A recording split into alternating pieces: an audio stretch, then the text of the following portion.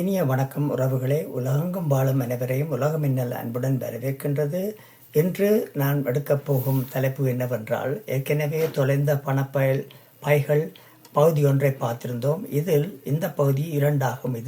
இந்த பகுதியில் விமான நிறுவனம் உதவவில்லை என்றால் என்ன செய்வது? பகுதி 2. பயணப்பை தொலைந்து போகாமல் பாதுகாப்பது எப்படி? விமான நிறுவனங்கள் தங்கள் முறைகளை மேம்படுத்தி கொண்டிருந்தாலும் பயணிகள் சில முன்னெச்சரிக்கை நடவடிக்கைகளை எடுத்தால் பிரச்சனைகளை குறைக்கலாம். முடிந்தால் பயணப்பைகளை செக்இன் செய்ய வேண்டாம். உங்களுடன் இருக்கும் பைதான் மிகவும் பாதுகாப்பானது. சில விமான நிறுவனங்கள் அதிக அளவு பைகளை அனுமதிக்கின்றன. அதனால் பலர் பெரிய பயணப்பைகளை செக்இன் செய்வதை தவிர்க்க முடிகிறது. கட்டாயமாக பயணப்பை செக்இன் செய்ய வேண்டியிருந்தால் உங்களது முக்கியமான பொருட்கள் கைப்பயணப்பையில் வைத்துக் கொள்ளுங்கள். உதாரணமாக பாஸ்போர்ட், ஆவணங்கள், மருந்துகள், மின்னணு சாதனங்கள், விலை மதிப்புள்ள பொருட்கள், ஒரு மாற்று உடை. இவற்றை ஒருபோதும் செக்இன் பையில் வைக்க வேண்டாம். ஏனெனில் தற்சமயம் அது தவறி போனால், அதாவது காணாமல் போனால், தொலைந்து போனால், உங்களுக்கு உடுப்பு மாற்றுவதற்கோ அல்லது பல் துலக்குவது போன்ற மருந்துகள் இவையெல்லாம் முக்கியமானதாகும். எனவே இவைகளை நீங்கள் உங்களது கைப்பையில் பயணப்பையில் வைத்திருப்பது மிகவும் முக்கியமாகும். மற்றும் கைப்பையில் வைத்துக் கொள்ளுங்கள். உதாரண பாஸ்போர்ட் பற்றி மேலே கண்டுள்ளோம். இவற்றை ஒருபோதும் செக்இன் பையில் வைக்க வேண்டாம். நேரடி விமானங்களை தேர்வு செய்யுங்கள். பல பயணப்பைகள் காணாமல் போவது இடைநிலை விமான நிலையங்களில் தான். பல விமானங்களை மாற்றி செல்லும் பயணங்களில் பயணப்பைகள் தவறான இடத்துக்கு செல்லும் வாய்ப்பு அதிகம். அதனால் சில நேரங்களில் அதிக கட்டணம் செலுத்தினாலும் நேரடி விமானத்தை தேர்வு செய்வது பாதுகாப்பானது. பயணப்பையின் உள்ளே உங்கள் தகவல்களை வையுங்கள். வெளிப்புறத்தில் இருக்கும் லக்கேஜ் டேக்கில் கிழிந்து போகலாம் அல்லது தொலைந்து போகலாம். எனவே பையின் உள்ளே ஒரு காகிதத்தில் உங்கள் பெயர், தொலைபேசி எண், மின்னஞ்சல் முகவரி, தொடர்பு முகவரி போன்ற தகவல்களை பையுங்கள். இது உங்கள் பயணப்பை கிடைக்கும் வாய்ப்பை அதிகரிக்கும். லக்கேஜ் ட்ராக்கர் பயனுள்ளதாக இருக்குமா? பல பயணிகள் தற்பொழுது சிறிய கண்காணிப்பு கருவிகளை ட்ராக்கர்ஸ் பயன்படுத்துகின்றார்கள்.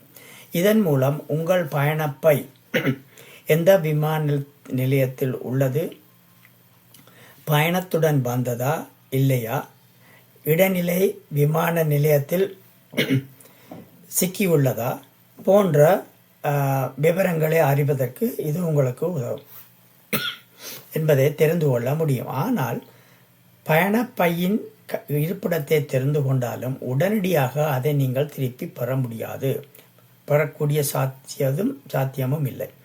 எதிர்காலத்தில் பயணப்பை கண்காணிப்பு எப்படி இருக்கும்? தற்பொழுது வளர்ந்து வரும்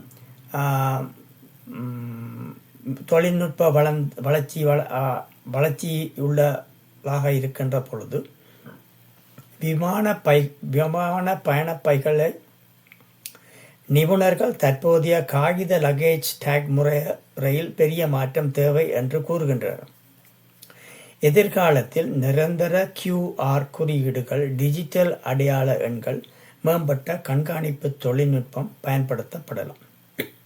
இதன் மூலம் பயணப்பைகள் தானாகவே சரியான விமானத்திற்கும் சரியான இலக்கத்திற்கும் அனுப்பப்படலாம். முடிவுரை: தொலைந்த பயணப்பை ஒரு பயணத்தை மன அழுத்தமாக மாற்றலாம். ஆனால் சரியான தயாரிப்புடன் இந்த பிரச்சனையை சமாளிக்க முடியும்.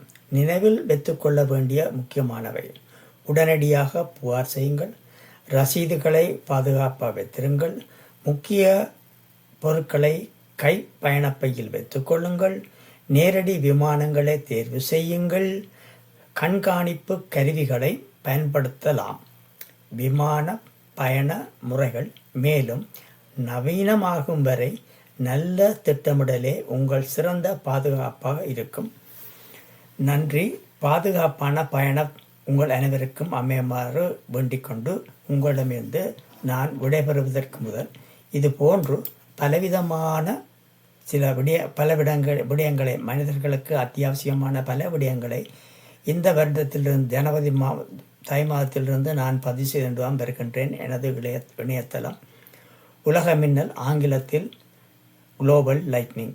இவை ஆங்கிலம், தமிழ் என்ற இரு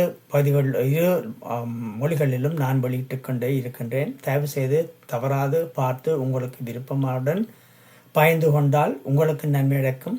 எனக்கும் ஒரு ஆதரவளிப்பீர்கள் என்ற நம்பிக்கையில் உங்களிடமிருந்து விடைபெறுகின்றேன். நன்றி, வணக்கம்.